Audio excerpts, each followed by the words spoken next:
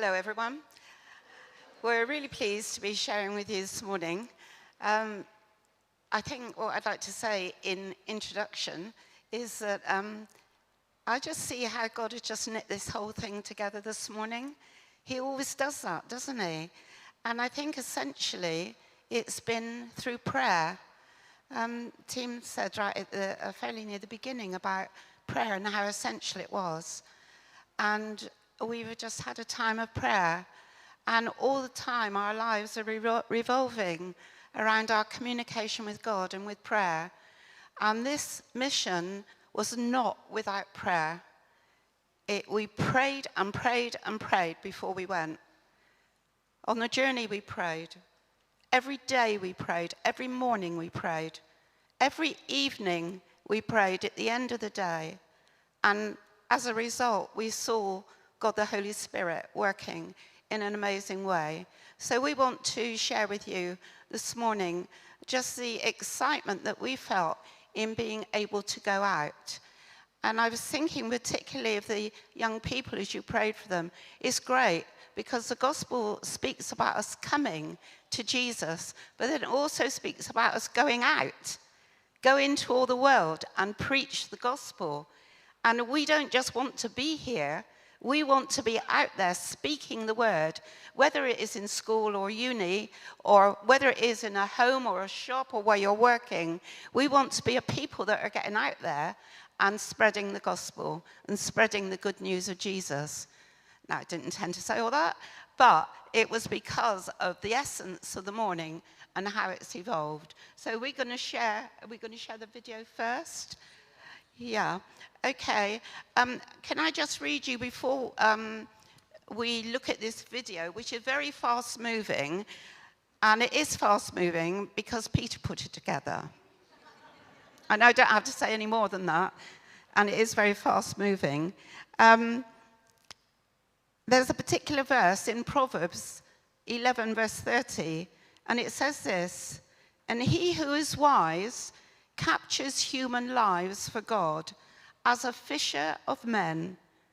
He gathers and receives them for eternity." That's the gospel. That's getting out there. That's what Jesus said.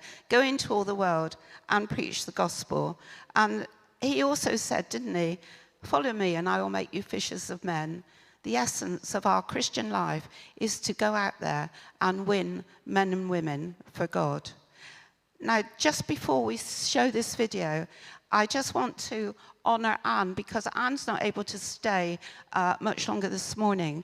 And Anne was one of the team and an essential member of the team.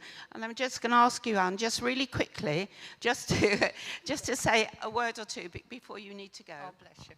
I'm really sorry about this, but we had a beautiful wedding yesterday, and I thank everybody who was there and made part of it. Brilliant it was. And we're meeting up with the family at 12:30, so unfortunately I've got to get the bus because they've all taken the cars. Anyway, I just want to say that it was a miracle how I first came to go to Bulgaria. I believe the Lord told me to go. I didn't even know Sue when I first went. We had never met. She knew Danny, but we didn't know. We have a prayer group for Israel, which we meet once a month. And we were at Sue's house having this prayer group. And the night before that, we'd been watching television, and I suddenly said to Ken, and I don't really know it, well, I do know where it came from. It was the Lord's voice said, "You're going to Bulgaria this year." So I turned to Ken, and I said, "I'm going to Bulgaria." And he said to me, oh no, I don't know about that. We'll go to Romania. I'd rather go to Romania. And I didn't say we, and we always do things together. I said, and I thought, that's strange. Anyway, at the prayer group that day, Sue said afterwards, I must say a bit about myself because some of you don't know me. I didn't know her. And she said, I've been going to Bulgaria for about 10 years then, haven't you? And gosh, the hairs on my arms stood up. I didn't say anything at that point. And then somebody said to her, what do you do in Bulgaria? She said, well, we do have a mission with the Gypsy Roma community. And I really have a heart for gypsies, I always have. And I was bursting. I thought, golly Lord, this is amazing. And so afterwards I told I told Sue what had happened, and she said, oh, we must meet up and talk. And she had stepped out in faith because that year, although she'd taken teams before, she didn't have anybody to go with. And she got her ticket and said, I'm going to go on my own. And her daughter told her she was very foolish. Anyway, I met her for coffee in God's providence, and I said to her, Sue, I'm coming with you. And I've been going with Sue ever since. I've been going for 10 years. Sue's been going for about twice that long. But what I say is every trip is absolutely different. We never know how the Lord is going to bless us, but he does bless us when we bless other people. He's there among, and one of the highlights of this trip was we always stay in the hospital. Sue will probably tell you a bit more about that. We were there when the hospital opened, not a hospital as you might imagine, but they were so thrilled to have it. And when we were in the hospital this year, the Ukrainians were in the floor above us because the church that we help are helping them, which is amazing. And we were able to bless them by taking them things and things for the children, etc. And then what actually brought me to tears, the next day there was a knock on our door, and some of the Ukrainians came down and they'd made us some Ukrainian food. And I just was blown away with that. I thought, that is so wonderful. We'd listened to their stories. They all had really sad stories. There was a lady there who had had a baby which was dedicated in the church we were in, 5 days old. And if you saw that lady, she was so thin, you wouldn't believe she'd just had a baby. And she had another little toddler, about 18 months old, and her husband was on the front line fighting in the Ukraine, and she hadn't heard from him. She didn't know if he was all right or not. And the stories we heard really was very sad. So we felt really privileged, and we felt God was in it, that we were allowed to pray with them. It was a blessing for us. We felt really blessed, didn't we, Sue? Yeah. No, I won't miss my bus. Anyway, thank you so much. I'm sure they'll tell you lots more and enjoy the video, but you'll have to whiz it. It's very busy. Thank you.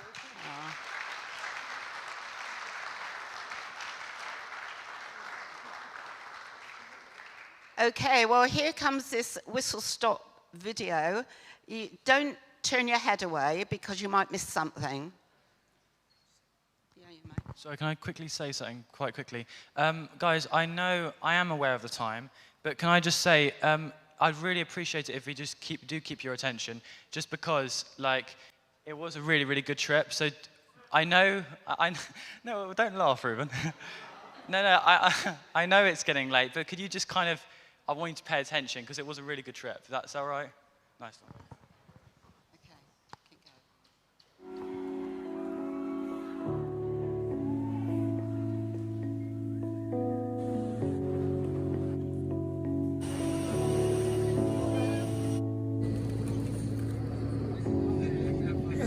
Towers over me, gracious tempers in the sea. Your love is like a storm. On our way to Bulgaria, Angel's the driver, and we're going to see the children. Children's very confused.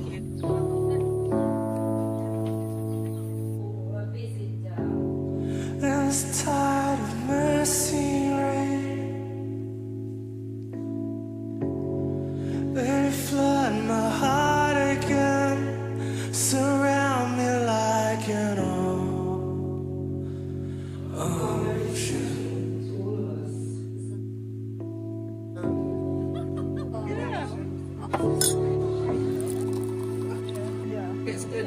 Your love is crashing over me, surging like a raging sea. Immerse me in the wonder of your love. A downpour of unending. So what just happened is we just saw a guy, we just needed to buy some batteries for him, just a random electrical shop. And then basically he turned out to be the brother of the pastor we saw yesterday, but this guy had kind of lost his faith, so then we asked to pray for him. But out of the thousands of people in the town, this happened to be the pastor's brother, and we had no idea. We literally saw the pastor yesterday, so yeah, we prayed for him, and then he started to cry a bit, and he was really blessed. So.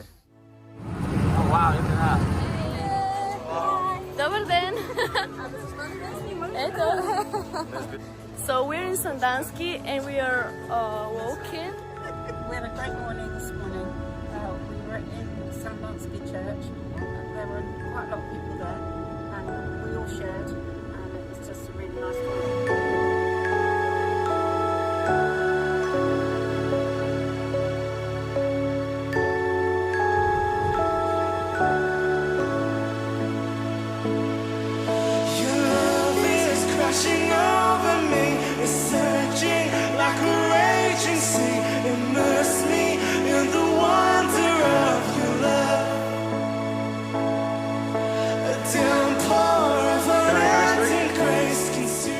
Imagine being in the sauna all day.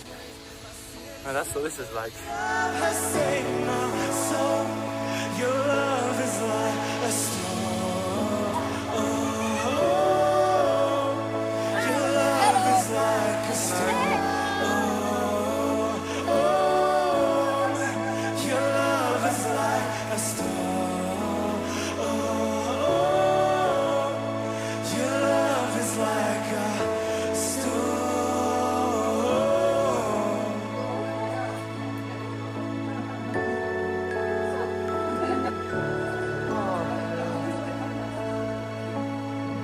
Today we're going to be going to Petra.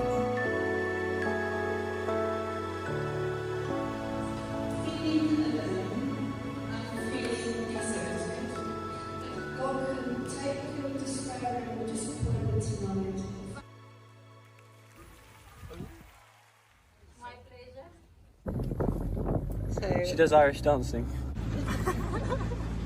Yes, you got cucumbers. Hello.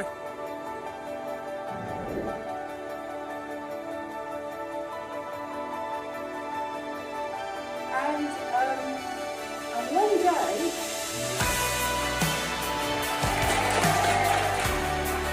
Last time we were here, basically we left some money and they bought a fridge with it.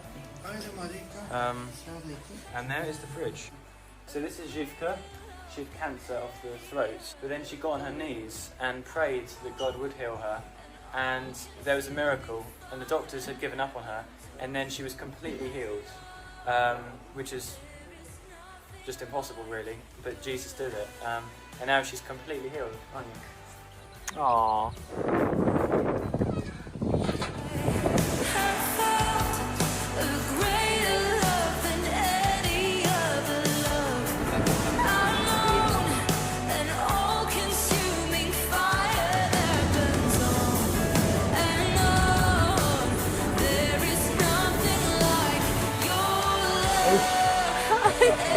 This is Basel.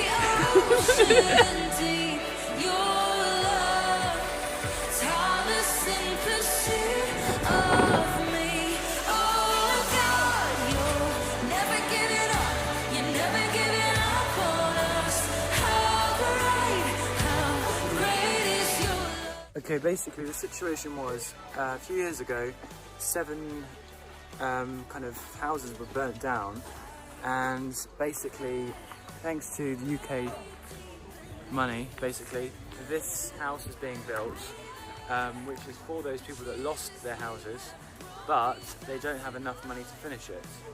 So. There is nothing like your love, and this is the ocean deep.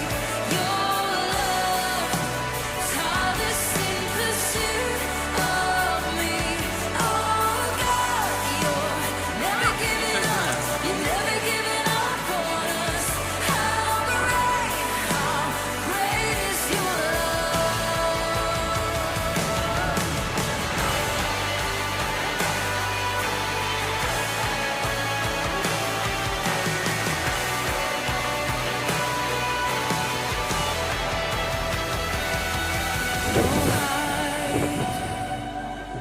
no death, no power in life or death, no sin and no shame, no failure could separate.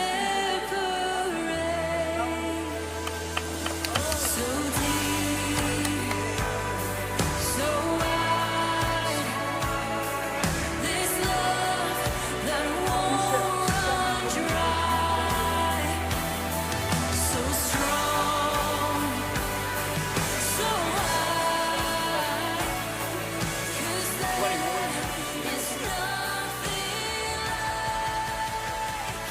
your love.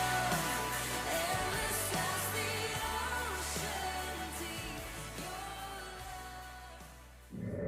So having come back from the poor gypsy village, that was basically poverty, well it was poverty, I think the greatest takeaway is that in England we don't know we're living.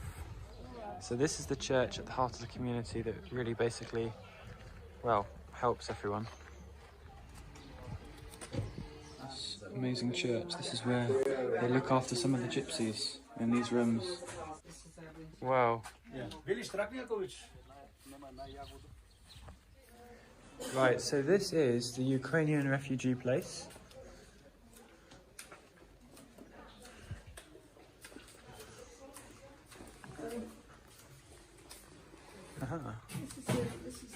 Yes, hello. Yeah, this is cool. Okay. Yeah. So we've just been up to Lidl's to collect a load of foodstuffs, baby items, and we've just arrived at the Ukrainian centre, and we've just filled the shelves basically. So We just felt it was very timely that we arrived today, and so a lot of the money given by you guys is actually gone here. So that's great.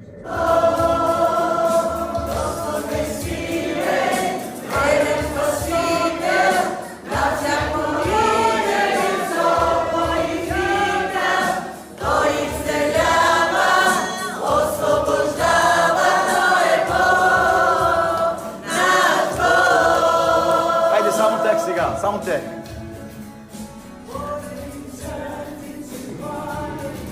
Oh.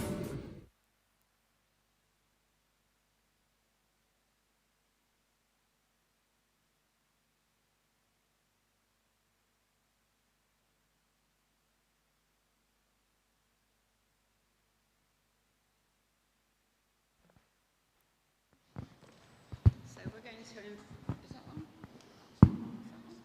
this is on. Okay. Yep. Can you hear me? Sounds like you can't. We're just going to invite you right now to eavesdrop on our conversation. So Peter, you've been in Bulgaria. How was it? Yeah, it was really good actually.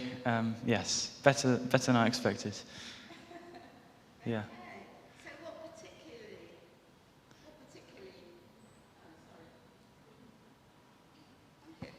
Okay, so what particularly got you then? What was it, Peter?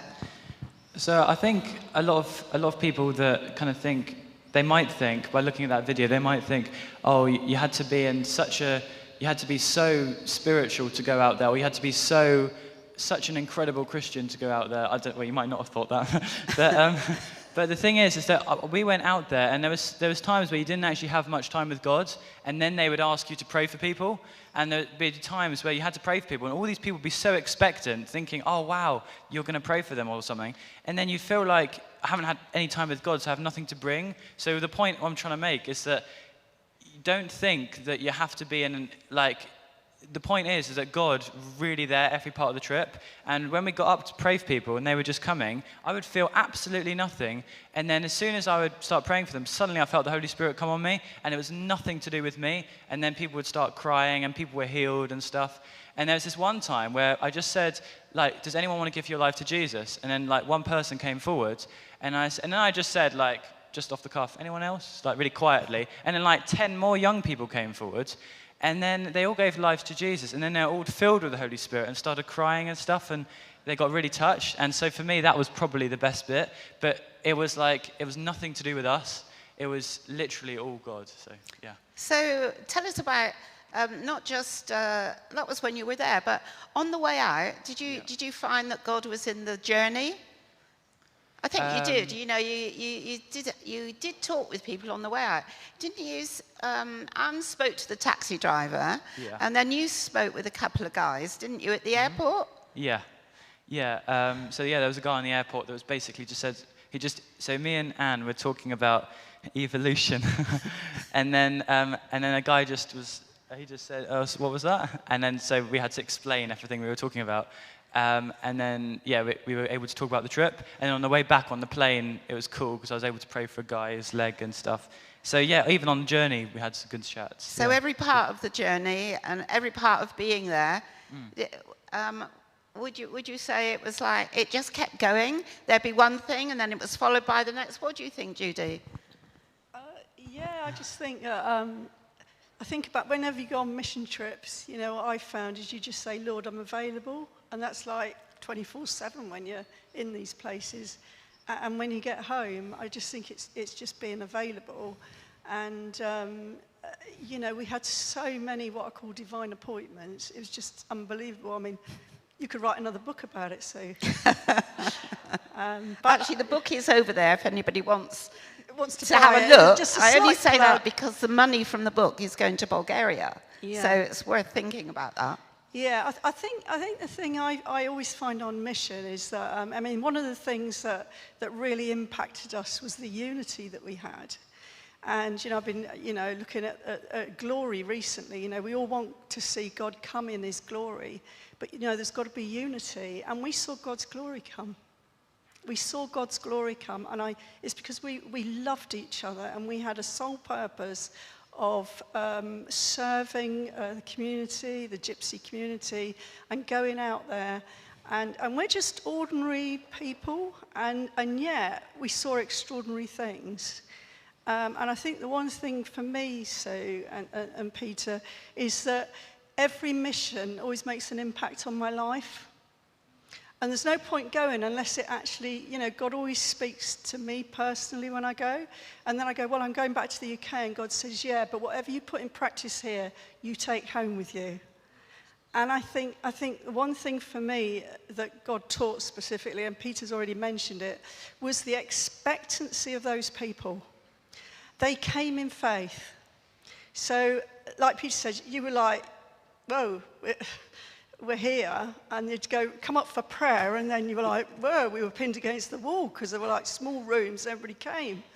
And the one thing that I love about going to different countries is that you don't speak the language, and that's a really good thing, because you so rely on God and his Holy Spirit that you can't pray in a sense intelligibly. You know, you can't sort of go, oh, well, I'll pray, because they can't tell you what's wrong with them. They just go, and so you say, right, Holy Spirit, you just pray. And as we prayed in the Spirit over these people, we saw miracle after miracle. And, you know, there was one lady, I mean, she started spinning in the room as I was praying. She just started spinning. And then I called an interpreter over. I said, what's going on? And she said, as she spun, the pain left her body as she spun. Another young lad came to me. His sister said he's been angry all his life. So I said, right, okay. Started to go against his anger, and then the Holy Spirit said to me, it's generational. So, you know, grandfather, and started to pray, and then afterwards got the interpreter to speak to the girl, and I said, who in your family had anger issues? She said, my grandfather. And the boy said, I'm free. And this was happening all the time. It wasn't there. But when I got back to the UK, God said, when you pray for someone, pray in my spirit. Continue. Don't care whether they speak English, don't care what they're told to pray about. And that had made an impact on me. And their passions. In the various places we went to, and I had a quick sort of count up, and we went to about 9-10 different churches. We spoke at all of them. I think on the first Sunday we did 3 services, We had opportunity time and time again, and that was great. But the other great thing was that we had time to stop for individuals. You may know that phrase that Heidi Baker uses about stopping for the one.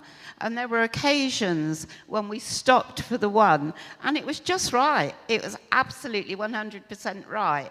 You know, you told the story, didn't you, on the video about the guy we met in the town. We were looking for an auto shop. The guy that one of the guys who'd been driving us, he said that the wheel of his vehicle was so hot he just couldn't drive. It was so hot. It was about 34 degrees.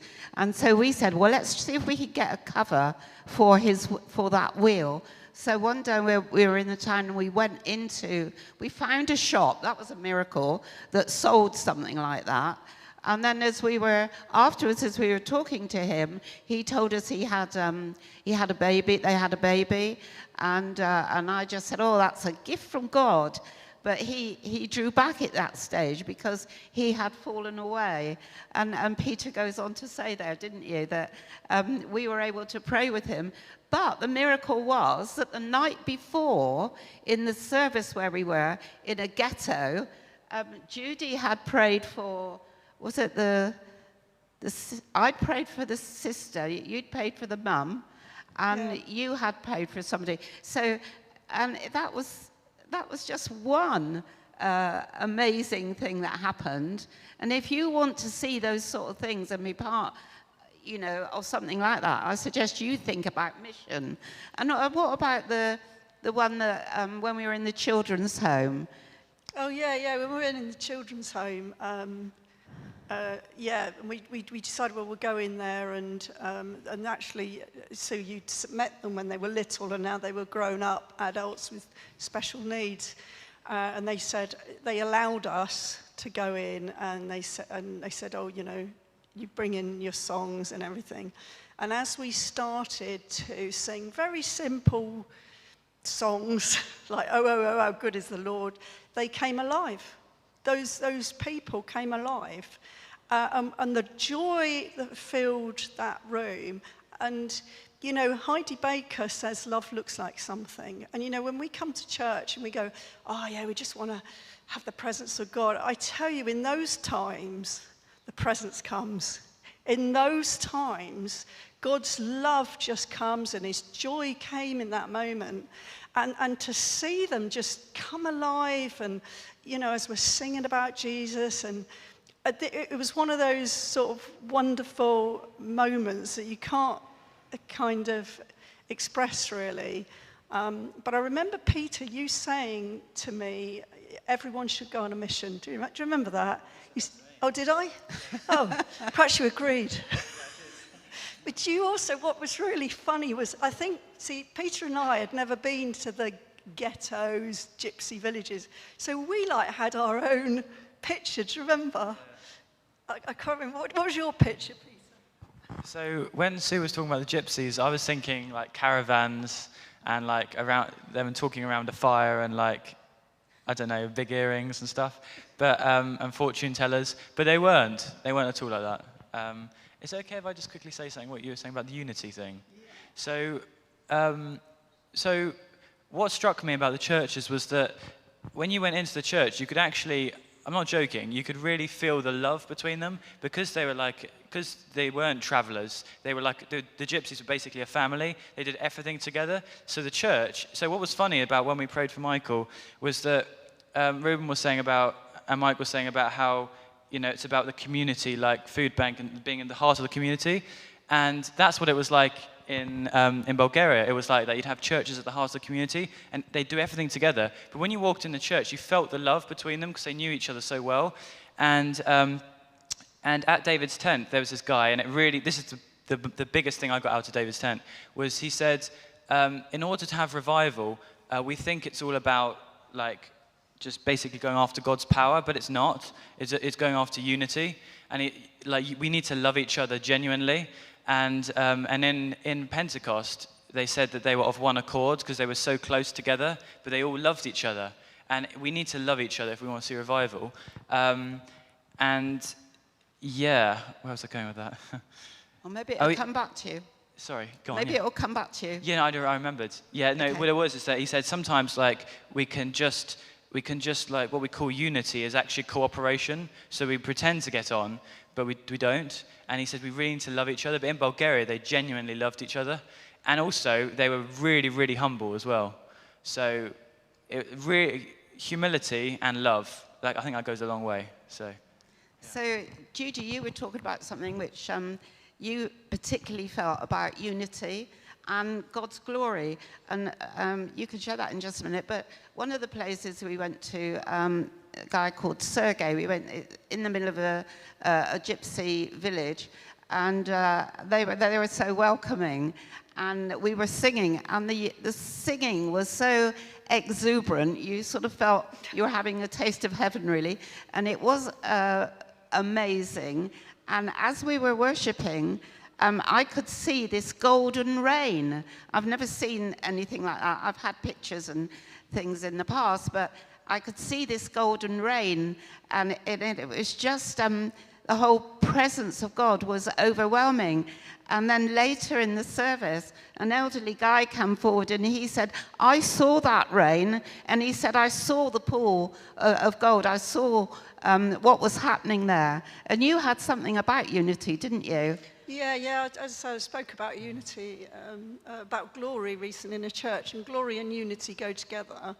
And actually, I think at that night, it was almost like, I think we probably saw the most miracles when God's glory came in that place.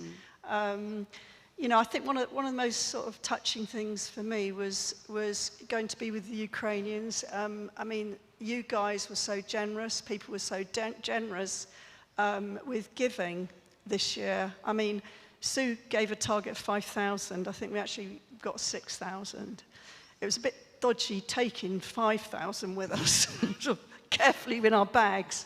But I think one of the things was to be able to give that money, knowing who it had gone to, and knowing that it had gone into safe hands, seeing this church, this poverty-ridden church, giving everything they had to these people.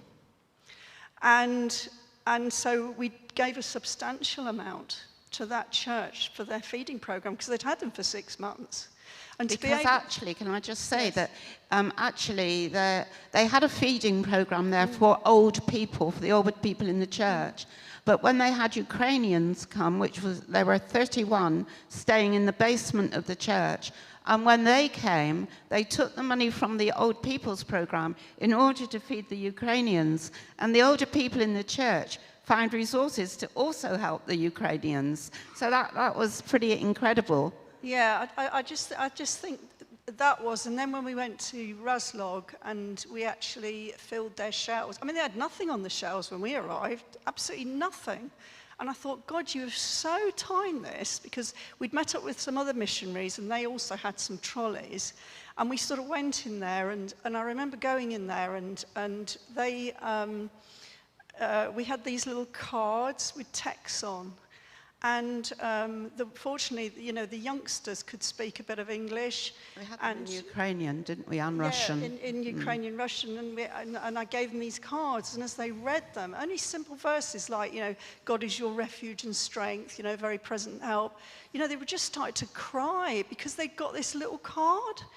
And I thought, and then they began to tell me their stories. They'd left husbands. They watched every day to see if their loved ones had died or not.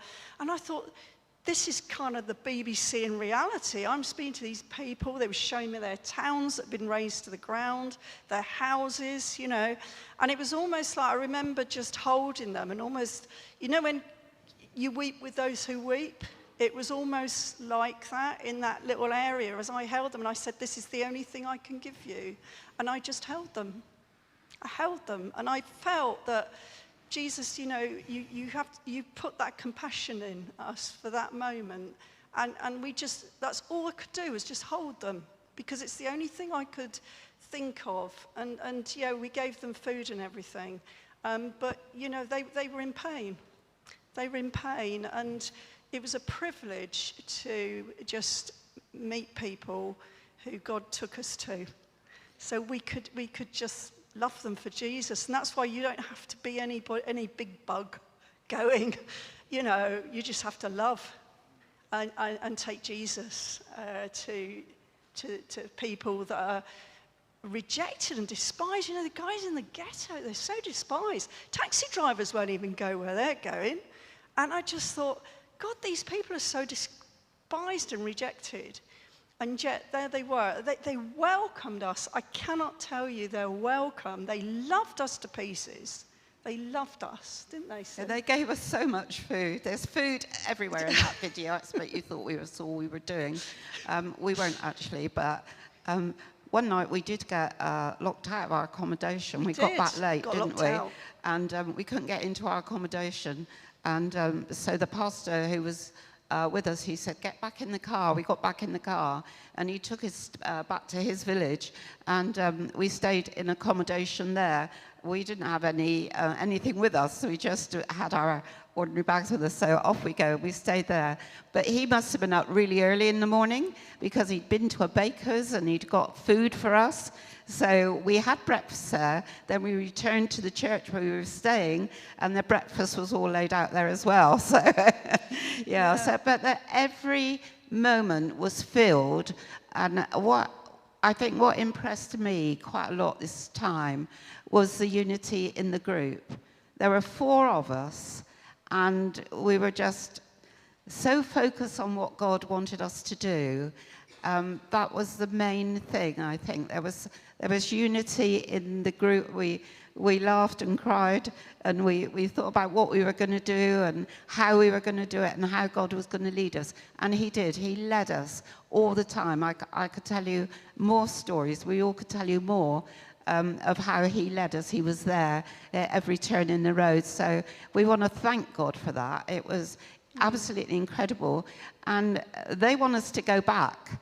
Now, I just want to say this very briefly, that years ago when I was going to Bulgaria, we were taking much bigger teams. But over the years, things changed. And so as Anne said, there was an occasion when I booked a flight to go, and there was nobody else coming with me. And that was when my daughter said, "Oh, that's so irresponsible, Mum." Anyway, we went, and Anne started coming with me. But this time, with the 4 of us, we were so united in purpose, so focused. I think that it was a brilliant team. And just they've invited us back. Yeah, tell them about that. Yeah, this is really exciting, because when you go somewhere and you sort of I mean, Sue's been going for 20 years. I'm a bit of a fly-by-night. You know, if somebody goes, "Will you come here?" I go, "Yeah, I'll go there," or "I'll go there." You know, if God wants me to go. But it was really interesting that, I mean, one night we did a meeting just for women, and we did a craft meeting, and we spoke into them. And then before we left Sandanski, a woman came up to us. She said, "Will you come and do a ladies' conference in Sandanski?" And I think we said yes. But then we went to Raslog, and the women want us there to go and do a conference there with them. So, and the interesting thing is, the 3 of us had already talked about how we had a heart for women here. And it was like God was saying, "I've given you a heart for women to encourage them." But they've asked us to go there as well. So we thought it was quite exciting. We thought that was really exciting and unexpected, wasn't it? Yeah, so we are invited to go back.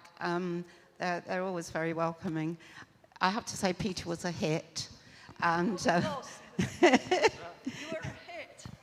in fact, Asen, who was one of the places where we went, Asen said, "Peter, if you get the flight, I'll meet you at the airport." He would like him to go back. He would like him to go and be part of what they're doing out there. He would welcome him, and yeah. Yeah, I really want to go back because I felt a real connection there. But it's really important, like with anything, like because for this trip, I really felt God say, "I'm going to go on a missionary trip this year," and then it turned out to be that. And Sue asked me, but I really need to pray about it, because obviously every step you've got to. If you went once, it's not necessarily to say you've got to go again. So you've got to pray about every little thing. But I really, really want to, of course. But I just want to say also, like, I don't know if I have actually said, but I'm really, really grateful for all the money you gave. Like, you know, you could see how a little, like, people gave £10 here and there from this church, but out there, that goes a long way. It's doubled, so that would be like £20, 20 lev, but that would go a long way. You could get a lot for that. So I just want you guys to understand that your money really did impact their lives. And so thank you to you guys, really. And I really felt the backing of the church, this church. So thank you so much. I don't know whether you noticed that there was a standpipe in some of the places that I went to. In those areas, they didn't have any running water, just a standpipe in the ghetto. And some of them didn't even have toilets. So don't go there, but they didn't have toilets. So, and they didn't have any washing facilities, and you'd see people there at the standpipe washing their clothes. And they're in the European Union. They're in the European Union, and the help they get is quite limited. But yeah, so I just wanted to say something to encourage Michael, which this morning was incredible, because in Assen's church, did you notice a very big white church, huge, and that we showed you an area where there was wood, and he particularly pointed out to Peter the big furnace that they have there where they burn wood, and so they heat the church in the winter for the people to come, because it's the warmest place for them to come. And last year they had periods when it was minus 22. So it's very hot in the summer and very cold in the winter, but minus 22. But what that means is that people gravitate towards the church. And whilst they're there, they also get something to eat. So they're warm and they get something to eat. And that is good. But they also get the gospel while they're there. And when we were talking about you know, these warm places that the government are talking about, and then what Mike, when you were saying about, what did you call it? You called it something particular, heat place, or, sorry? Heat room or something like that. You know, you just think, they are an example to us out there. They've set a pattern already, and they're working. So have we sort of covered? Is there anything else you want to cover? Yeah, I think we have, yeah? Yeah, just to say, so these guys and Anne, they were really brilliant company, and I'll be perfectly honest, when initially I was coming on this trip, and I noticed I was the only guy, and you know, there's quite an age difference. I was thinking, like, ooh, I wonder how this is going to go, but like literally it was so fun, and they had a very interesting sense of humor. And it was really, they were great company, and I really loved them. So yeah, it was really good. Thank you, guys.